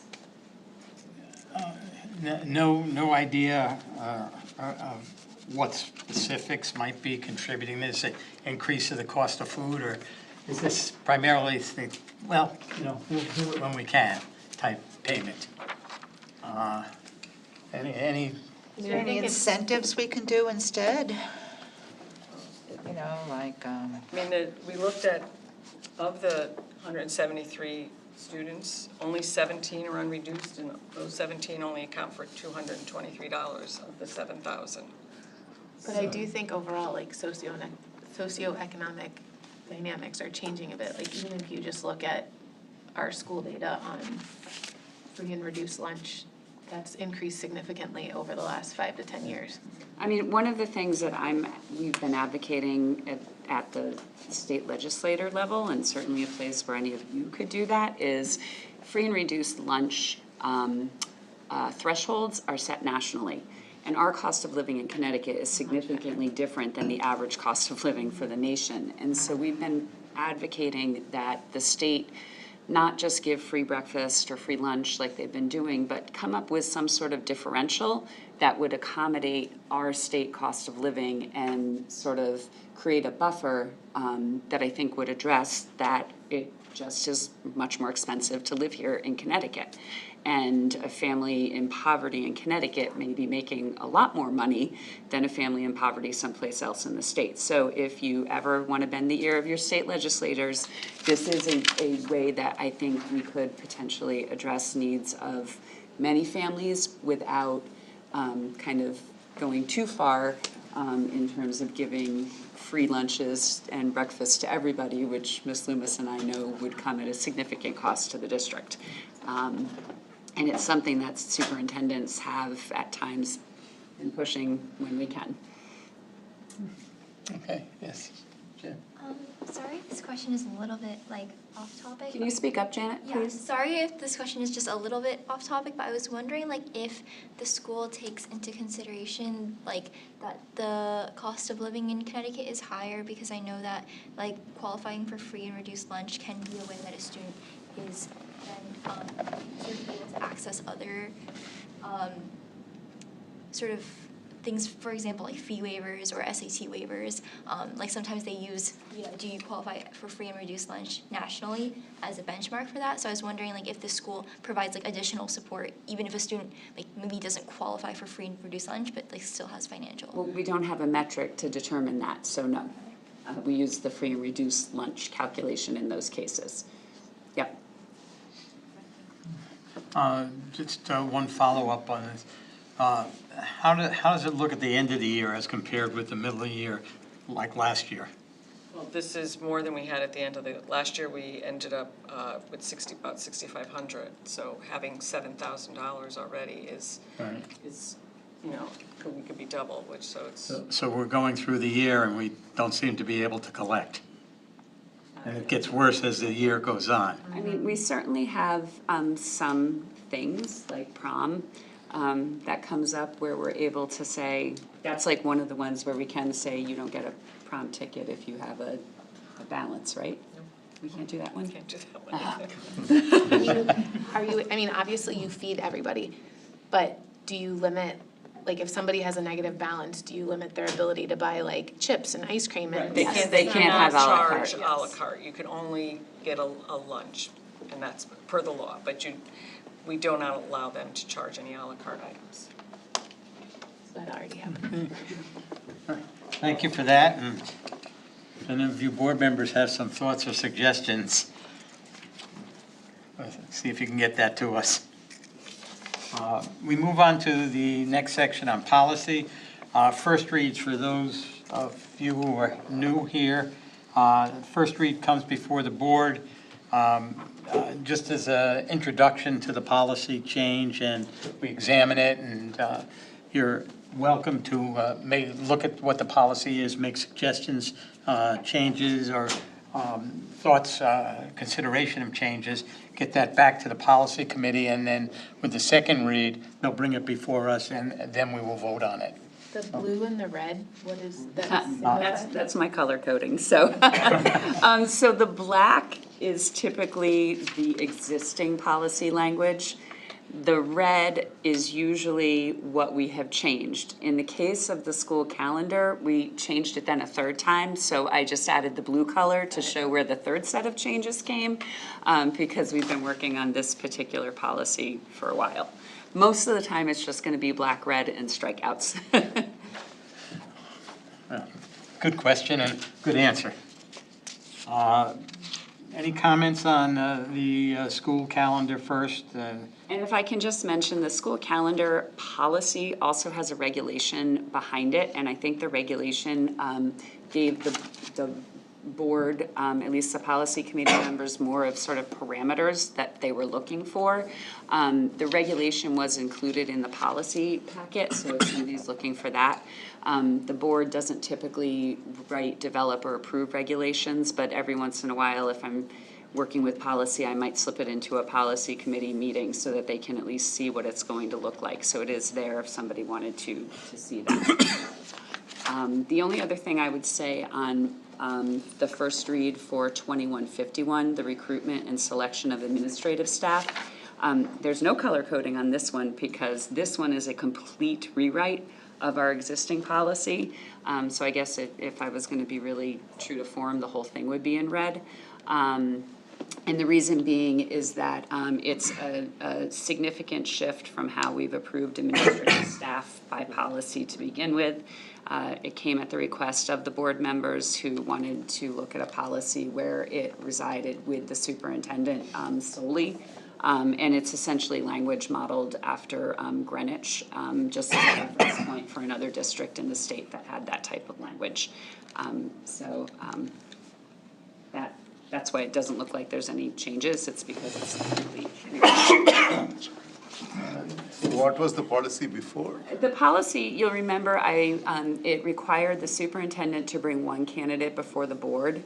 And I think, if I can sort of paraphrase, it felt very perfunctory for the board, like they didn't have really a say when that one person came to them.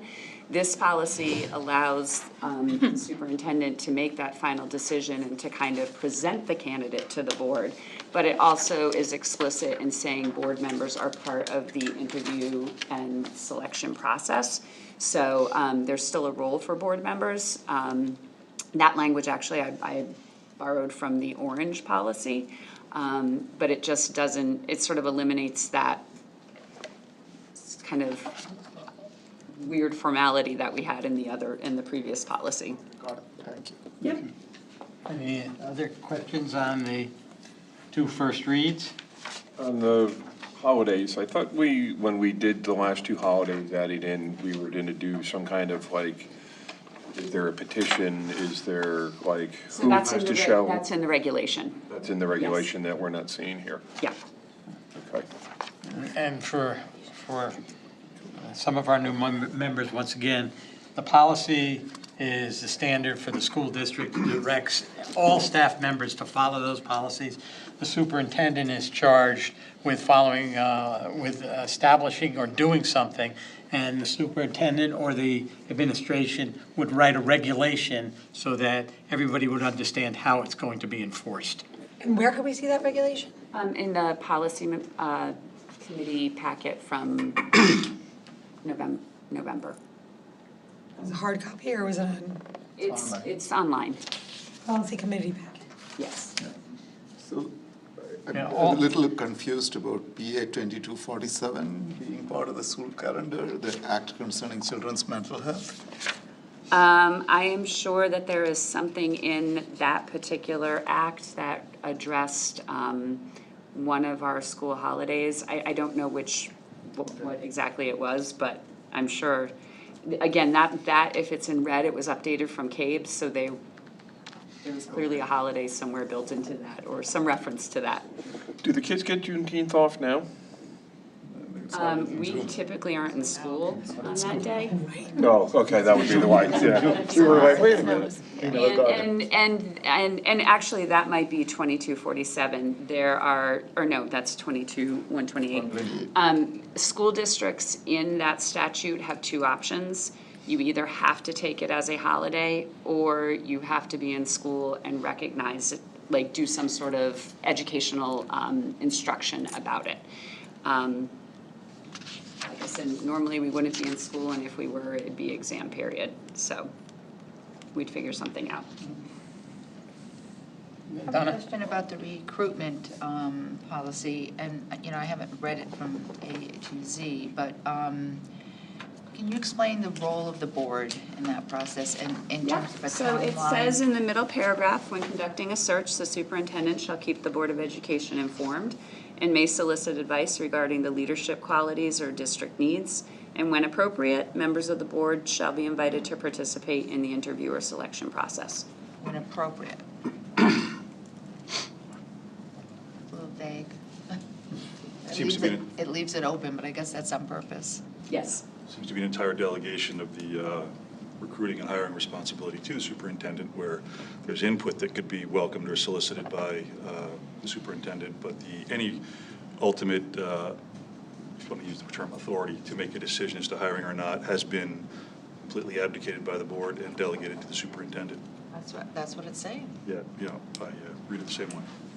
Was there a problem before where there was just a presentation of one person, in the hiring process, such that, as you said, it was almost more of like a rubber stamping process? I mean, it would be absurd. Well, this is our only one candidate, so I suppose the board could either say yay or nay.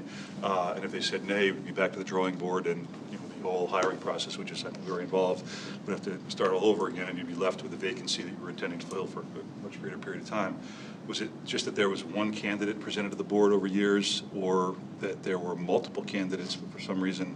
No, that the board's policy read that there was one candidate presented to the board. And exactly what you said, it was a yay or nay, and if it was a nay, then you're literally back to the drawing board, starting the entire process all over again.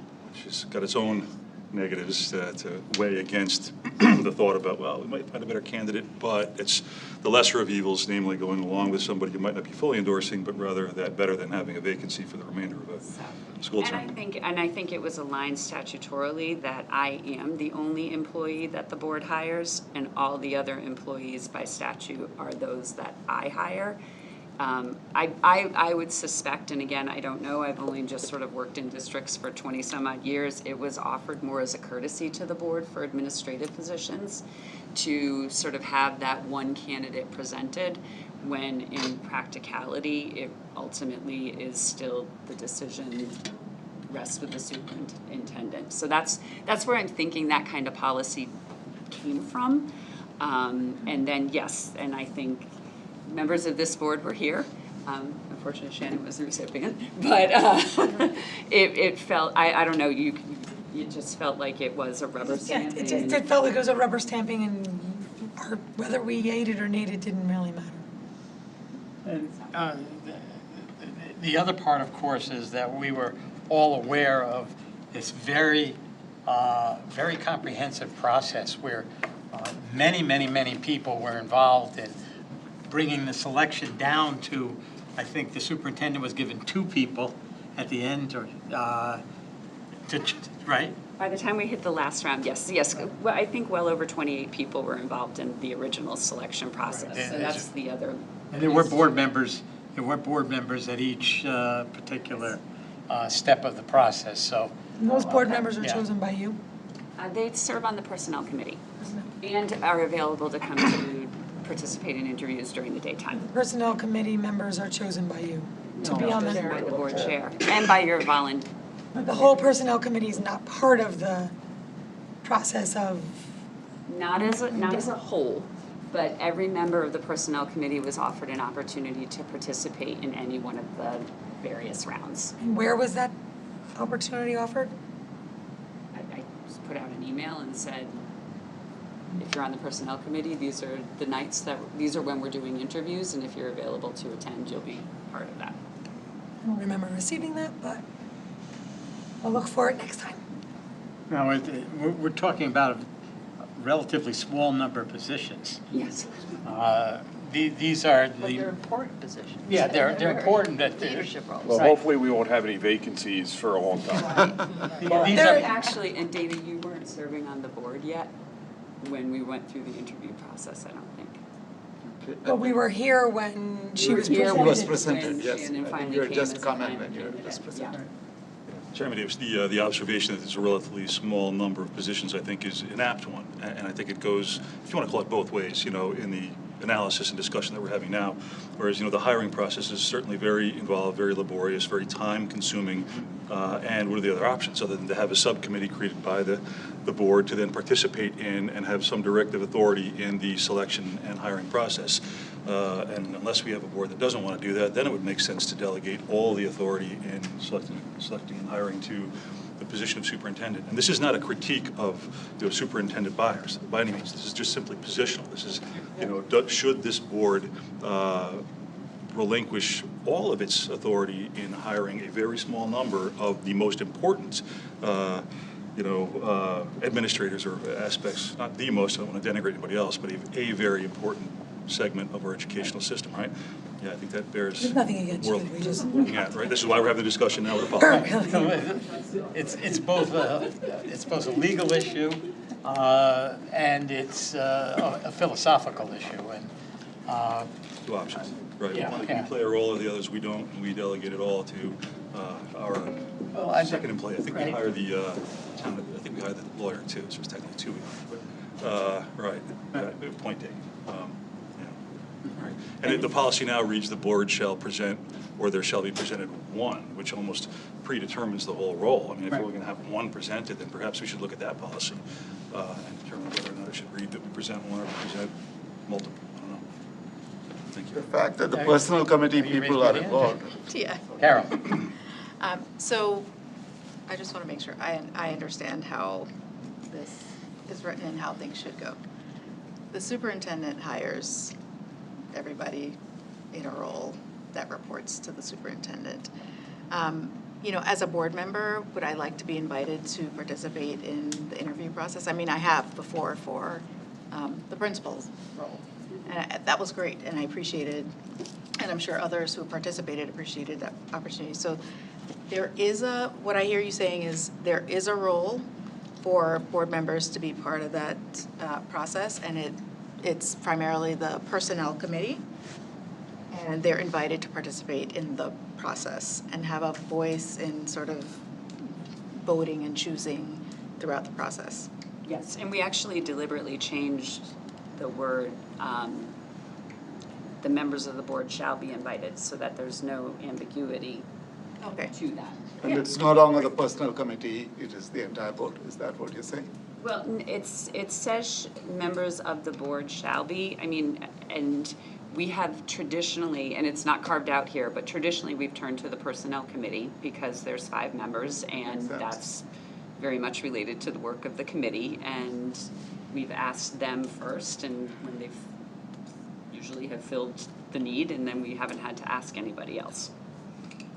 So should the policy reflect that, so that in the future somebody doesn't say, I was not asked? Why wasn't I asked? So we have a new policy chair, it's Mr. McDonough, and so please send any recommendations and suggestions to Mr. McDonough. When you said that Dana wasn't on the board yet, I kind of remember your predecessor tendering his resignation while we were on the board. Did you guys know prior? Well, yes. For how long prior? I guess we wouldn't have known for, I remember there was privacy issues. You had a position elsewhere you couldn't kind of announce. A lot longer. I would like to make a suggestion that instead, making it a little more clearer about it, instead, when appropriate, put something in that actually says that members of the board of the, if you want to say personnel committee, but will have opportunity to, or, be invited, whatever it is that you're going to do, when that time frame is. but, I think if the first part of that sentence goes, then it would just say members of the board shall be invited to participate in the interview.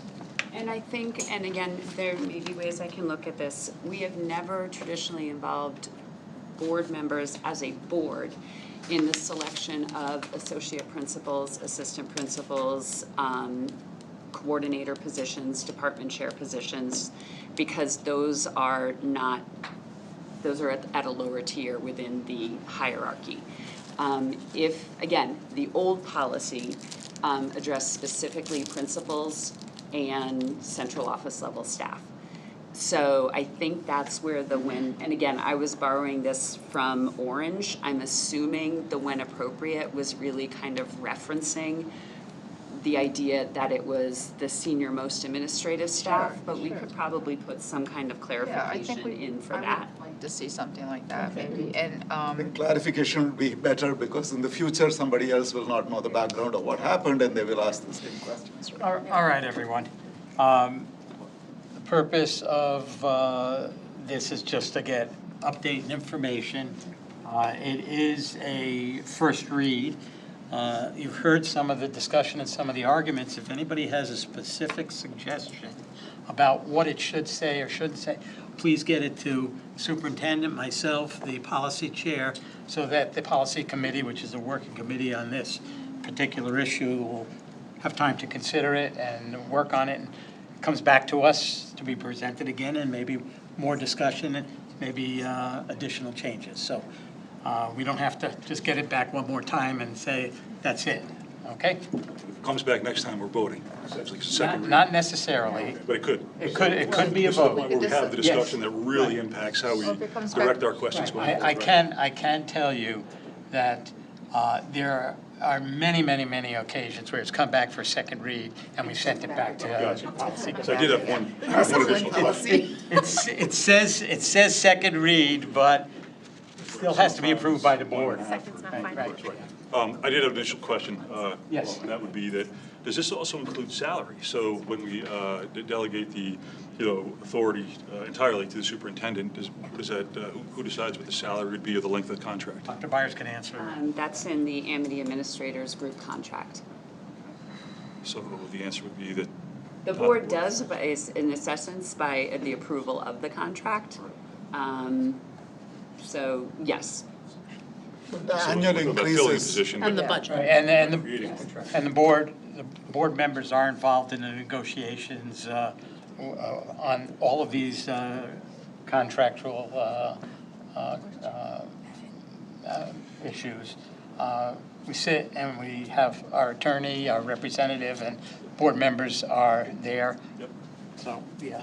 Seems like the fundamental difference is going to be really one of total transparency, shall be invited to participate and observe, versus one of more directional, will have some ability to direct the outcome, or it seems to be the fundamental difference. We could always use some help with language.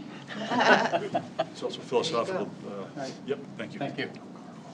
All right, so we move on. And second read, policy 6141.101, student nutrition and physical activity, school wellness policy. This is on page 73. So this came to the board as a first read last month. We did not receive any feedback, to my knowledge, at least not prior to the policy committee meeting, and I don't think there's been any since then. I will say that this has been sitting in my inbox since the last time we had our school lunch audit, and any of the changes that we made were at the recommendation of those individuals who do our school lunch audit, yes.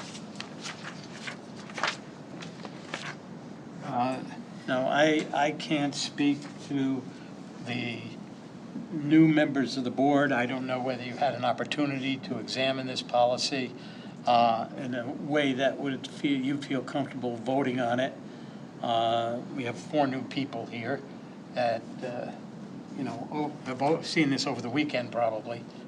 But it hasn't had any challenges from any of the other board members in general. So if we look at it that way, can we have a motion to approve policy 6141.101? 42.1, at least it says here. Yes, 6142. 6142, yes.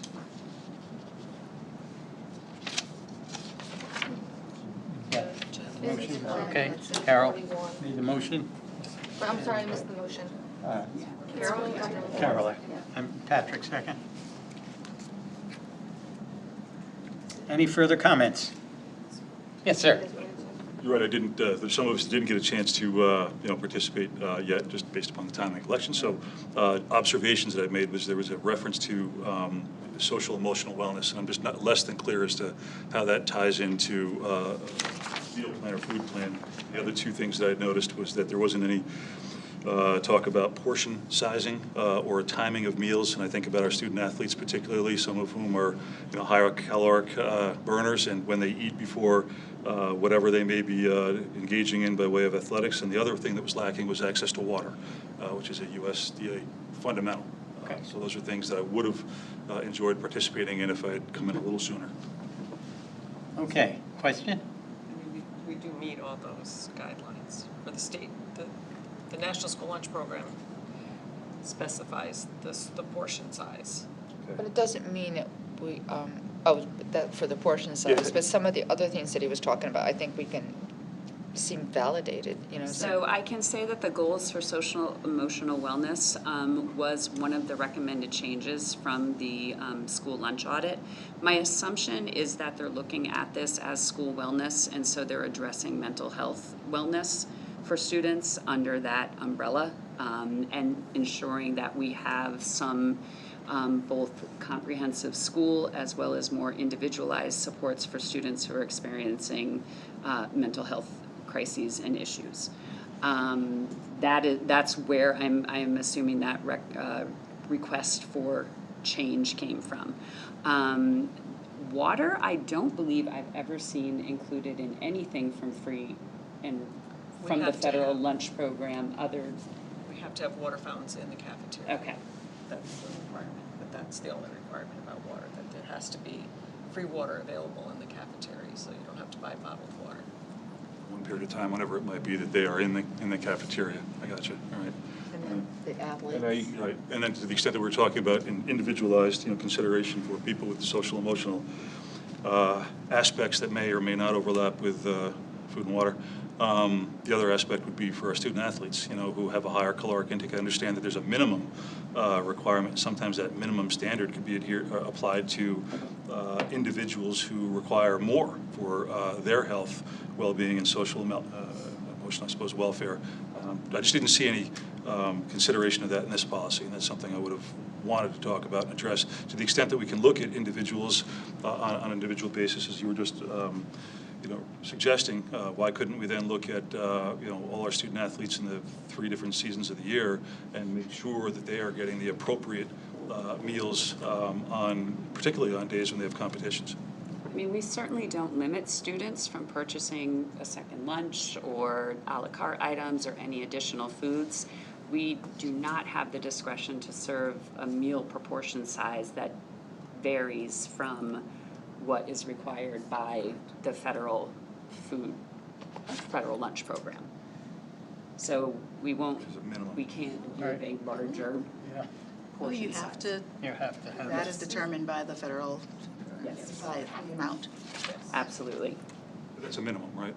That's the least you can offer.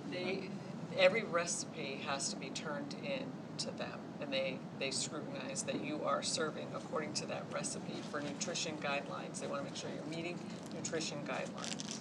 It's based upon a standard that's factored on an averaging of the students, so you're going to have some students that by way of their own health need more than that, and I just didn't see any ability to provide it here. May I make a comment and suggestion?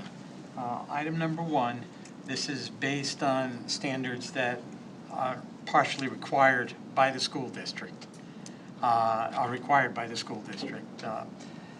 If we have additional things that go beyond what the federal government or the state government requires us to do, and still doesn't eliminate us from qualifying for what we need to qualify for on this governmental level, that's something we can add and consider.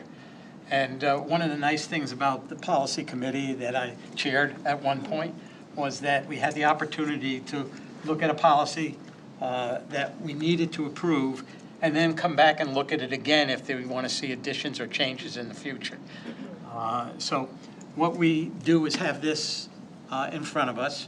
And rather than sitting here and talking about it, it should either not pass, and we have a motion we're going to vote on. You either vote no, or you vote yes, and then if it passes, somebody can raise the issue again with the policy committee that they want to see something additional, go to it, or you can abstain and do the same thing. So whether you vote for it, against it, or abstain, you can always ask the policy committee to reconsider. I have one simple clarification. I noticed that this says, as the district school nutrition and athletic departments and PTSO reviews existing contracts. So what's the role of the athletic department, especially given what you were talking a lot about athletics? I just was curious as to what is that? What section is that under? This is on page 74, the first paragraph. I think that's for vending machines or marketing.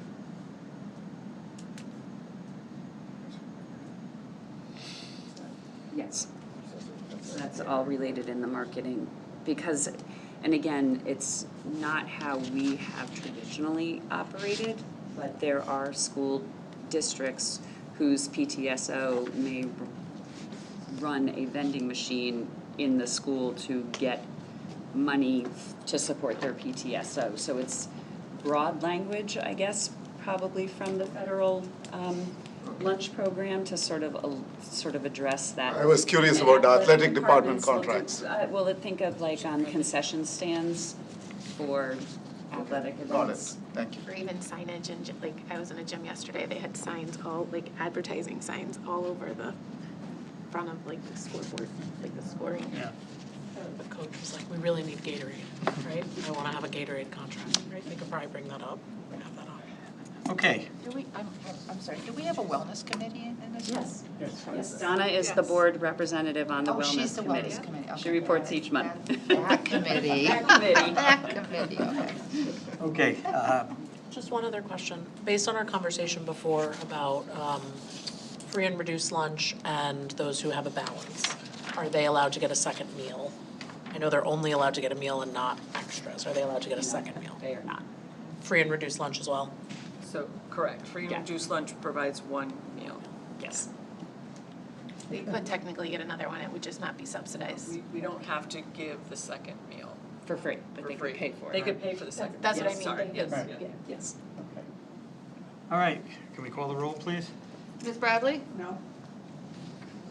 Ms. Cloud Ingram? Yes. Ms. Shakay? Yes. Dr. Karuna Karan? Yes. Ms. Lombardi? No. Mr. Reed? Yes. Mr. Davis? Yes. Mr. McDonough? I'm going to say no. Dr. Uladele? No. Ms. Rebuse? No. Ms. Schlenk? No. Ms. Schuster? No. Mr. Young? The motion does not carry? 8 noes. Okay. Motion does not carry.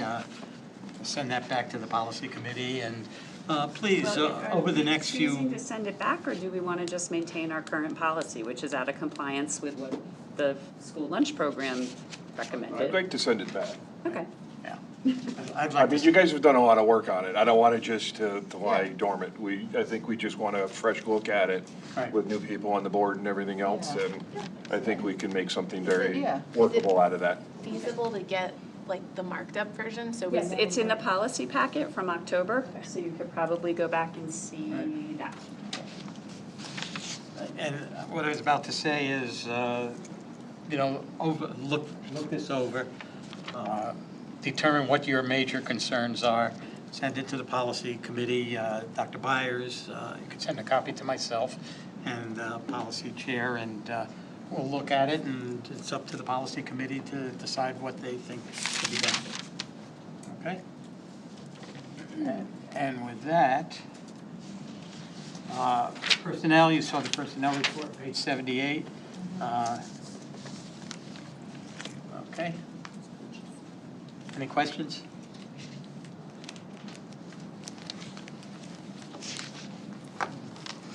Very good. New business and announcements. Our next meeting is It is December 22nd. right, It's a special meeting. And it will be, the bulk of it will be the presentation of last year's school climate data along with the school climate improvement plans that are due on December 31st. Okay. And as a bit of a notification and reminder for everyone, if you can't make a meeting, please try and let me know as early as possible, because we do have to determine a quorum, and we've never failed a quorum for a meeting, so we do very well, and you guys are super. I just want you to be aware, consideration that pretty much last year, when the board decided to go to 2 meetings a month, we set a goal of keeping our meetings to about 2 hours. And so we're about 2 hours and 5 minutes right now, so we're doing pretty well. We accomplished a lot. Appreciate everybody's cooperation and consideration. Michael? Yeah, just one bizarre question. Any reason why we lost all 3 assistant lacrosse coaches in one shot? Why we lost what? So we lost 2 girls and 1 boy. Boy. I can tell you that the girls lacrosse coach was hired as a head coach.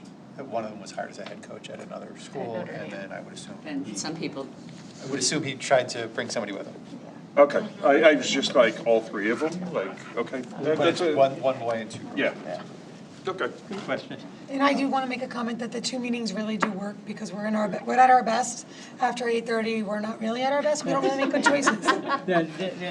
Dana, I remember you and I having that conversation, because you get too late, all you want to do is get out of there. I mean, coming back twice a month is a lot, but it's better than staying here till 11.